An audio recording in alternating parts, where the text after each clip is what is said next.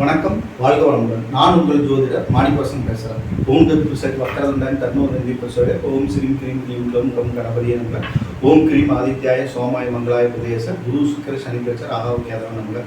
ஓம் ஸ்ரீம் க்ளீம் பஞ்சபூத விசேஷம் மந்திரம் பஞ்சபூத விசேஷம் லங்கும் பஞ்சபூத விசேஷம் நங்கு பஞ்சபூத விசேஷமாக 9 நவகிரகங்கள் 5 பஞ்சபூதத்தோட அனுகிரகம் பரிபூர்ணமாக அனைத்து ஜோதிட அன்பர்களுக்கும் ஆன்மீக பெரியோர்களுக்கும் கிடைக்க எம்பெருமான் முருகப்பெருமான மனதார பிரார்த்தனை பண்றாரு. ஓம் சரவண பவாய் நமக. முருகா, இன்னைக்கு நம்ம பேசக்கூடியது எதை பற்றி பேச போறோம் அப்படின்னா, நம்ம கொரோனாவுக்கு முன்னாடி ஒரு 15 வருட காலங்களாக நவகிரக டூர் அரேஞ்ச் பண்ணிட்டு இருக்கிறோம். என்ன காரணம் அப்படின்னு பார்த்தோம்னா, நம்ம ஜாதகம் பார்த்து சொல்றதே, பலன்கள் சொல்றதே, பரிகாரங்கள் சொல்றதே நவகிரகங்கள் தான். கும்பகோண மார்க்கத்தில் இருக்கக்கூடிய 9 நவகிரகங்களை தான் பரிகாரங்கள் செய்ய சொல்லி நம்ம ரெஃபர் பண்றோம்.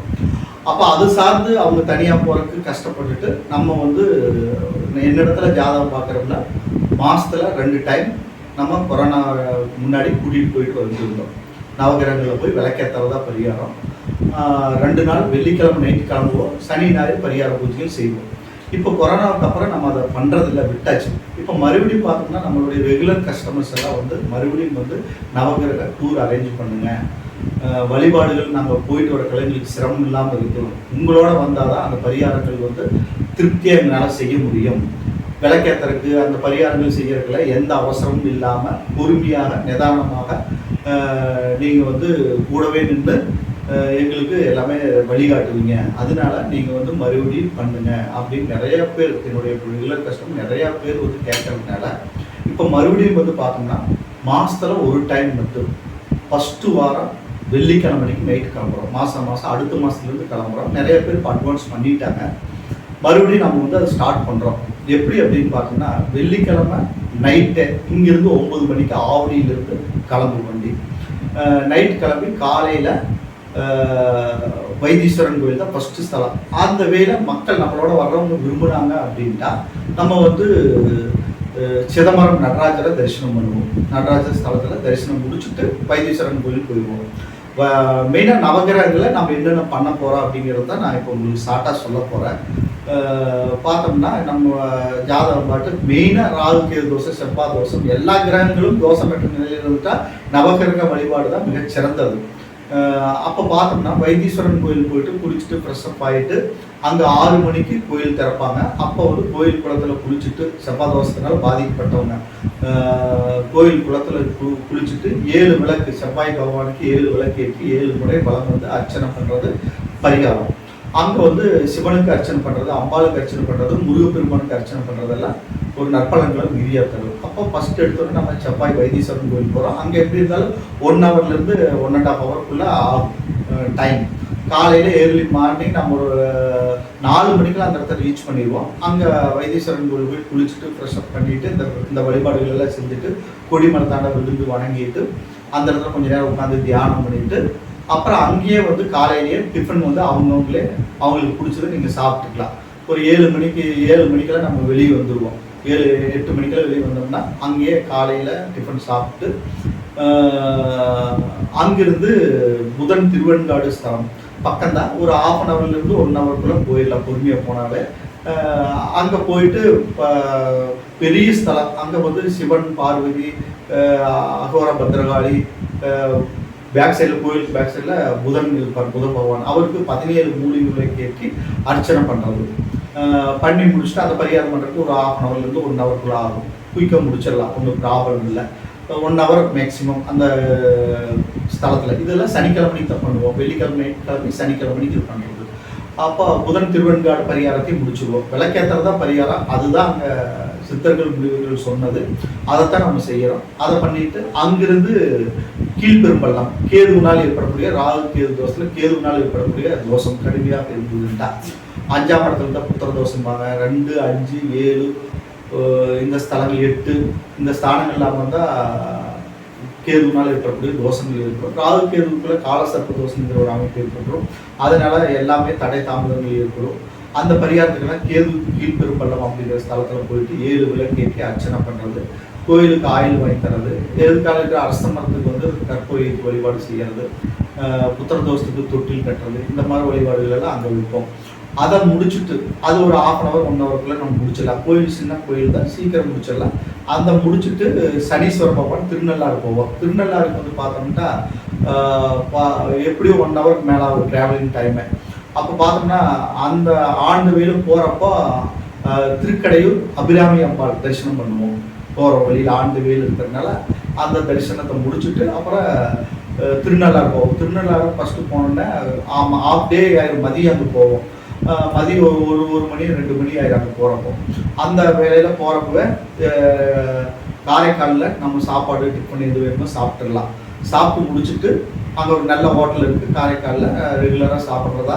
அங்கே சாப்பாடு டைமாக சாப்பிட்டு நம்ம நலன் தீர்த்தத்தில் போய் குளிச்சுட்டு அங்கே வந்து விநாயகருக்கும் காலபைரவருக்கும் ஒரு தேங்காய் சிதற தேங்காய் உடைச்சிட்டு நேராக கோயில் சன்னதிக்கு போயிட்டு சனீஸ்வர பகவானையும் அம்பாள் ஈஸ்வரனை எல்லாம் தரிசனம் பண்ணிட்டு வெளியே வர்றப்போ 9 எல்களை கேட்டு பரிகாரம் செய்தால் சனி தோஷம் போகிறதா. அங்கே போயிட்டு வந்தால் சனீஸ்வர பகவானால் ஏற்படக்கூடிய தோஷங்கள் எல்லாம் விலகி நற்பலன்கள் அதிகமாக நடக்க இது அங்கே பரிகாரம். இதைத்தான் நம்ம அங்கே செய்வோம். அடுத்தது பார்த்தோம்னா அங்கிருந்து நம்ம வந்து எங்கே போவோம், திருமணஞ்சேரி போவோம். திருமணஞ்சேரியில் போயிட்டு என்ன பண்ணுவோம், திருமண பரிகார பூஜைகள் செய்வோம். அங்கே உண்டானது அங்கே குறைஞ்சது 1 ஹவர்லேருந்து 1.5 ஹவர் ஆயிரும். அங்கே கோயில் மூலமாகவே நம்மளுக்கு அர்ச்சனை அந்த பூஜைக்கு உண்டானதெல்லாம் தந்துடுவாங்க. அங்கே விளக்கு வாங்கி விளக்கு ஏற்றலாம். விளக்கு 12 விளக்கு 24 விளக்கு நம்மளுக்கு எத்தனை விளக்கு வேணுமோ அத்தனை எண்ணிக்கையில் நம்ம விளக்கு ஏற்றிட்டு அந்த கல்யாண பரிகார பூஜையில் கலந்துட்டு அப்புறம் அம்பாள் ஈஸ்வரன் எல்லாம் தரிசனம் பண்ணிட்டு வண்டி வரக்கு ஒரு 1.5 ஹவர் ஆயிரும், ஈவினிங் ஆயிரும். அப்புறம் அதுக்கு மேலே கஞ்சனூர் சுக்கரன் அந்த வழியாக தான் வருவோம். கஞ்சனூர் வந்துட்டோம்னா கஞ்சனூர் வந்து பார்த்தோம்னா சுக்கரன் அங்கே 21 விளக்கு ஏற்றி அர்ச்சனை பண்ணுறது. சுக்கரனுக்கு வந்து 21 விளக்கு ஏற்றி அர்ச்சனை பண்ணுறது. அங்கே அம்பாள் ஈஸ்வரன் எல்லாம் தரிசனம் பண்ணிட்டு கொஞ்ச நேரம் உட்காந்து தியானம் பண்ணிட்டு அங்கேருந்து பக்கம் ஒரு 5-6 கிலோமீட்டர் தான் ஒரு சூரியநாராயண் கோயில். சூரியநாராயண் கோயில் சனிக்கிழமை நைட்டை சூரியநாராயண் கோயிலும் தரிசனம் பண்ணிடுவோம். ஒரு 7 மணிக்கெல்லாம் சூரியநாராயண் கோயில் வந்துடலாம். சூரியநாராயண் கோயிலில் பார்த்தோம்னா உங்களுடைய வயதுக்கேற்ற விளக்கேற்றுறது. அப்புறம் அங்கே சூரியனை சுற்றி 9 கிரகங்கள் இருப்பாங்க.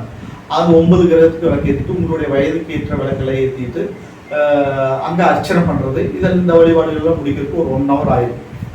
1 ஹவர் 1.5 ஹவர் ஆகுது. அதான் லாஸ்ட் கோயில் சனிக்கிழமை அன்னைக்கு நாம் பார்க்குறது சூரியநாராயண் கோயில் தான். அந்த அன்னைக்கு நைட் பார்க்குறது கடைசி கோயிலாக இருக்கும்.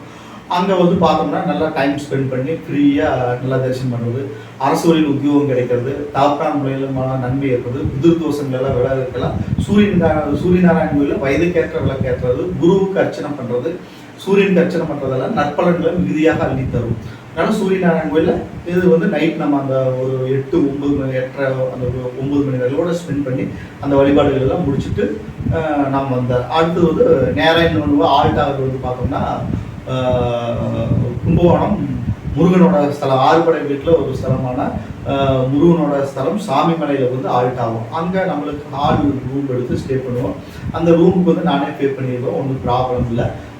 அங்கே தங்கிட்டு காலையில் 4 மணிக்கெல்லாம் எழுந்திரிச்சிட்டு குளிச்சுட்டு ஃப்ரெஷ்அப் ஆகிட்டு சுவாமிமலை முருகனை தரிசனம் பண்ணிட்டு அங்கிருந்து நேராக திங்களூர் போவோம். சந்திரன் ஸ்தலம் ஆறுபடை வீட்டில் அந்த முருகனோட சுவாமிமலையில் வந்து 6 விளக்கேற்றி அர்ச்சனை பண்ணுறது. அப்புறம் நல்லா டைம் ஸ்பெண்ட் பண்ணிவிட்டு அங்கேயே ஒரு 8 மணிக்கு கூட ஸ்பெண்ட் பண்ணுவோம். 6 மணிக்குள்ளே போனோம்னா ஒரு 2 ஹவர் நல்லா மனமுருகி முருகனை பிரார்த்தனை பண்ணிட்டு சகல தோஷங்களும் விலகணும், நல்லா புத்தி கூர்மையாக தெளிவான சிந்தனையெல்லாம் வேணும், நல்லா பிரார்த்தனை பண்ணிட்டு முருகனுக்கு அர்ச்சனை பண்ணிட்டு விளக்கேற்றிட்டு ஒரு 6 விளக்கேற்றி அர்ச்சனையெல்லாம் பண்ணிட்டு அங்கேயே காலை டிஃபனை நம்ம முடிச்சுடுவோம். நைட்டே சாமி மலையில் தான் சாப்பிடுவோம். அதே மாதிரி காலையில் இருந்துச்சோடனே அங்கேயே சாமி தரிசனம் முடிச்சுட்டு அங்கேயே சாப்பிட்டுடலாம் டிஃபனை. அப்புறம் அங்கிருந்து நம்ம என்ன பண்ணுவோம், சந்திரன் திங்களூருக்கு போவோம். திங்களூரில் வந்து தேங்காயை உடைச்சு அதில் நெல் பரப்பி நெல் தானியம் போட்டு விளக்கேற்றுறது, தேங்காய் ஊற்றியோ அல்லது நெய் ஊற்றியோ விளக்கேற்றுறது அல்லது 10 நெய் விளக்கேற்றுறது. இது வந்து அங்கே சந்திரனுக்கு உண்டான வழிபாடு. சந்திரனுக்கு அர்ச்சனை பண்ணுறது உங்கள் பேரில் சந்திரனால் ஏற்படக்கூடிய தோஷங்கள் எல்லாம் விளங்குது. சந்திரன் ஜாதகத்தில் நீச்சமாக இருந்தாலோ அல்லது சந்திரன் சனி சம்பந்தப்பட்டு புணர்ப்பு தோஷத்தை ஏற்படுத்தியிருந்தாலோ இந்த தோஷமெல்லாம் போகிறக்கு சந்திரன் வந்து குருவுக்கு 6, 8, 12 மறைஞ்சிருந்தாலும் சகடயோகங்கிற அமைப்பில் ஜாதகரை வந்து கஷ்டங்களை அதிகமாக தந்துட்டு இருப்பார். அந்த மாதிரி அமைப்பெல்லாம் இருந்தால் அதையெல்லாம் போக்குறதுக்கு அங்கே சந்திரன் வழிபாடு வச்சுக்கிறது ஒரு நற்பலன்களை மிகுதியாக தரும். அடுத்தது பார்த்தோம்னா அங்கிருந்து நம்ம என்ன பண்ணுவோம், அந்த வழிபாடு ஒரு 1/2 1 ஹவரில் நம்ம முடிச்சிடலாம். ஓகேங்களா? அதை முடிச்சுட்டு நம்ம என்ன பண்ணுவோம், அங்கிருந்து நேராக 108 சிவலிங்கங்கள் உள்ள பாபநாசம் அங்கே வருவோம். ராமர் பிரதிஷ்டை பண்ண கோயில். அங்கே வந்து பார்த்தோம்னா 9 அந்த 108 சிவனுக்கும் வந்து எண்ணெய் ஊற்றி வழிபாடு செய்கிறது. அங்கே இல்லாத அந்த கோயிலுக்கு ஒரு எண்ணெய் 1 லிட்டர் 2 லிட்டர் வாங்கி கொடுத்துட்டு சிவபெருமானை நல்லா தரிசனம் பண்ணிட்டு வர்றது. அது வந்து நம்ம வந்து பார்த்தோம்னா ஒரு 10-11 மணிக்கெல்லாம் அதை முடிச்சுடுவோம். அங்கிருந்து நம்ம என்ன பண்ணுவோம், குரு ஆலங்குடி அங்கே போவோம்.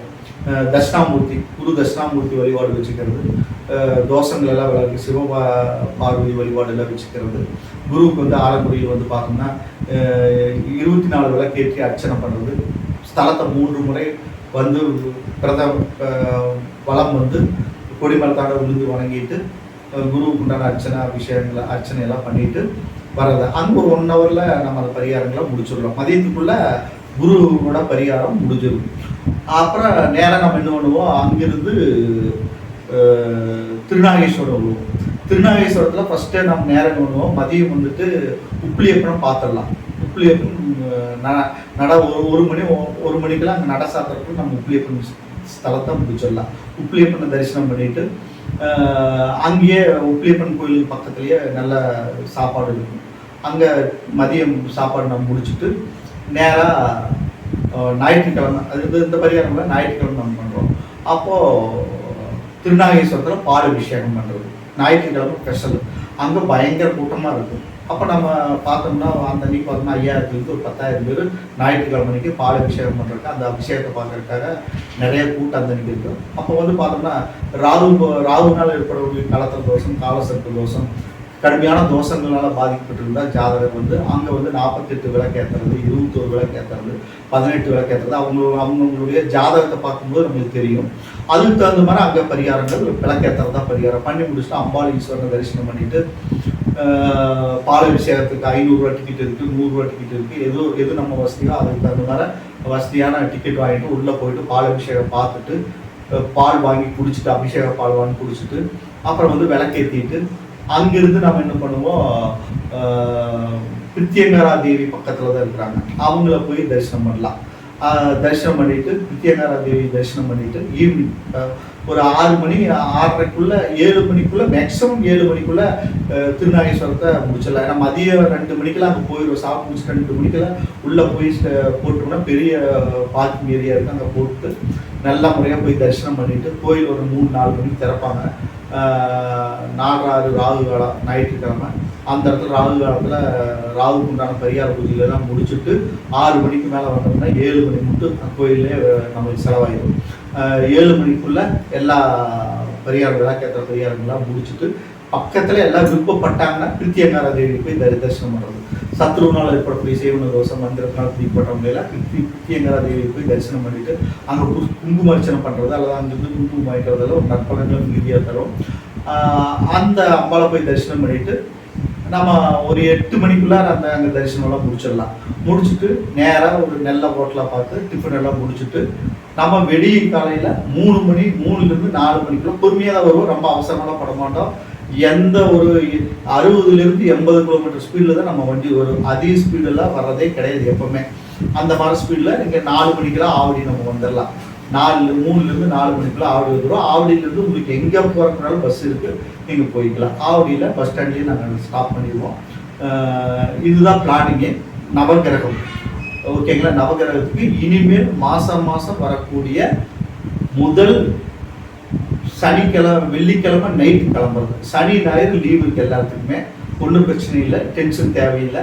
அதனால் வெள்ளிக்கிழமை நைட்டு கிளம்பி சனி ஞாயிறு இந்த பரிகாரங்கள் முறையான பரிகார பூஜைகள் செஞ்சு சித்தர்கள் என்ன சொன்னாங்க, கோயிலில் போய் விளக்கேற்றுனா நம்ம வாழ்வும் ஒளி பெறும் அப்படிங்கிற தத்துவத்தின் அடிப்படையில் தான் நம்ம விளக்கேற்றுறது தான் பரிகாரம், வேறு எதுவும் கிடையாது. விளக்கேற்றுறது உங்கள் பேரில் அர்ச்சனை பண்ணிட்டு வர்றது தான். மனமொழி பிரார்த்தனை பண்ணிட்டு வந்தாலே நற்பலன்கள் மீதியாக நடக்கும். இதெல்லாம் பாடல் பெற்ற ஸ்தலங்கள். அந்தந்த கிரகத்தினோட பவர் அந்த இடத்துல இருக்கிறதுனால அந்த கிரகத்துக்கு உண்டான வழிபாடுகள் கும்பகோணம் மார்க்கத்தில் செய்யறது மிகப்பெரிய அற்புதமான நற்பலன்களை தரும். இதைத்தான் நான் கொரோனாவுக்கு முன்னாடி 15 வருட காலங்களாக செஞ்சுட்டு இருந்தேன். நிறைய பேர் என் இடத்துல வந்து என்னோட ஜாதகம் பார்த்து நான் நிறைய பேருக்கு அங்கே என்னுடைய முருகப்பெருமானோட அனுகிரகத்தினால நான் கூட்டிகிட்டு போய் அந்த கோயிலில் போய் கூடவே நின்று விளக்கேற்றி பரிகார பூஜைகள் செஞ்சு அவங்களுக்கு திருமணங்கள் நடந்து வாழ்க்கையில் நல்ல பலன் பெற்று இன்னி வரையில் என்னுடைய கஸ்டமர்களாக தான் இருக்கிறாங்க. அதனால அவங்கெல்லாம் கேட்கறதுனால மறுபடியும் நம்ம பண்ணுறோம். முதல்ல நம்ம மாதத்தில் 2 டைம் 3 டைம் போயிட்டு இருந்தோம். இப்போ அப்படியெல்லாம் கிடையாது, மாதத்தில் ஒரே டைம் மட்டும்தான். அதுக்கு தான் எனக்கு டைம் இருக்குது. ஏன்னா மெயினாக கொரோனாவுக்கு அப்புறம் எனக்கு டைமும் இல்லை, அதனால அதை விட்டாச்சு. ஆனால் இப்போ மறுபடியும் நம்ம ஸ்டார்ட் பண்ணுறோம். அதனால மாதத்தில் ஒரு டைம் மட்டும் மாதம் வரக்கூடிய ஃபஸ்ட்டு வெள்ளிக்கிழமை நைட்டு நம்ம கிளம்புறோம். மார்ச் மாதத்துலேருந்து ஆரம்பிக்கிறோம். அடுத்த மாதம் 7ஆம் தேதி அன்னைக்கு இங்கிருந்து வண்டி பஸ் கிளம்பும். அதனால் நீங்கள் வந்து என்னோட வந்து பயன் பெறணும் அப்படின்னா உங்கள் ஜாதகத்தோட வந்து என்னை பாருங்கள். எந்த கோயிலில் உங்கள் ஜாதகத்தில் எந்தெந்த கிரகங்கள் யோக நிலையில் இருக்குது, எந்தெந்த கிரகங்கள் தோஷம் பெற்ற நிலையில் பாதிப்பு செய்யக்கூடிய நிலையில் இருக்குது அப்படிங்கிறத பார்த்துட்டு அதுக்கு தகுந்தவாறு நான் வந்து உங்களுக்கு இந்த நோட்டீஸ் இருக்கும். பேக் சைட்லேயே நான் உங்களுக்கு என்ன கிரகங்களுக்கு எத்தனை விளக்கு ஏற்றணும், எந்தெந்த ஸ்தலங்களை நீங்கள் வழிபாடு வச்சுக்கணும் நீட்டாக நான் எழுதி தந்துடுவேன். இந்த பேப்பரோடையே நீங்கள் எடுத்து நீங்கள் வந்துடலாம். உங்கள் ஜாதகத்துக்கு தகுந்த மாதிரி எல்லா ஸ்தலங்களிலும் யோக நிலை பெற்ற ஜாதக அமைப்பு இருந்தால் அந்த யோகத்தை செய்யக்கூடிய கிரகத்துக்கு நான் சொல்கிற விளக்கு அந்த கோயில் இருக்கிற பிரகாரம் நீங்கள் வழிபாடு செஞ்சால் பலன்கள் இரட்டிப்பாக கிடைக்கும். தோஷம் பெற்ற நிலையில் இருக்கக்கூடிய கிரகங்களுக்கு தோஷத்தோட வீரியம் குறைந்து நற்பலன்கள் நடக்கிறதுக்கு அதிக வாய்ப்பு உண்டு. அதனால் மிஸ் பண்ண வேண்டாம். நீங்கள் வந்து உங்களுடைய ஜாதகத்தை இந்த இடத்துல கொண்டாந்து காமிச்சிட்டு நான் பேக் சைடில் இந்த நோட்டீஸ்க்கு பேக் சைட்லேயே நான் உங்களுக்கு எழுதி தருவேன். எந்த கோயிலுக்கு எத்தனை விளக்கு ஏற்றணும், எந்தெந்த ஸ்தலங்களுக்கு என்ன பண்ணணும், கூடவே நீங்கள் இந்த பேப்பர் எடுத்துகிட்டு வந்துடணும். அதுக்கு தகுந்த நீங்கள் படித்து பார்க்க அந்தந்த ஸ்தலங்களையே நீங்கள் வழிபாடு சூப்பராக பண்ணிக்கலாம். எந்த கஷ்டமும் இருக்காது. பேக் வைக்கிறதுக்கு கஷ்டம், தனியாக போயிட்டா நம்ம எங்கே போகிறது, எப்படி வர்றது, யாரை பார்க்கறது அப்படிங்கிறதெல்லாம் உங்களுக்கு எந்த கஷ்டமும் தேவையில்லை. கூடவே நான் வருவேன். நானே உங்களுக்கு கைட் பண்ணி நானே அந்தந்த ஸ்தலங்களில் என்னென்ன வழிபாடுகள் வச்சுக்கணும்னு நான் சொல்லிடுவேன். ஓகேங்களா? அதனால் என் இடத்துல ஜாதகம் பார்க்கணும், பிரச்சனை பார்க்கணும், திருமண பொருத்தம் பார்க்கணும்னா என் நம்பருக்கு நீங்கள் கான்டாக்ட் பண்ணுங்கள். இந்த டூர் விஷயமாக நீங்கள் என்னோட நவகிரக ஸ்தல வழிபாடு பரிகாரம் செய்யணும்னாலும் என் நம்பருக்கு நீங்கள் கான்டாக்ட் பண்ணுங்கள். மாதம் ஃபஸ்ட்டு வெள்ளிக்கிழமை மறந்துடாதீங்க. வண்டி இங்கிருந்து ஆவடியிலேருந்தே கிளம்பும், புக் பண்ணிக்கலாம், ஒன்றும் ப்ராப்ளம் இல்லை. சரிங்களா? வணக்கம், வாழ்க வளமுடன்.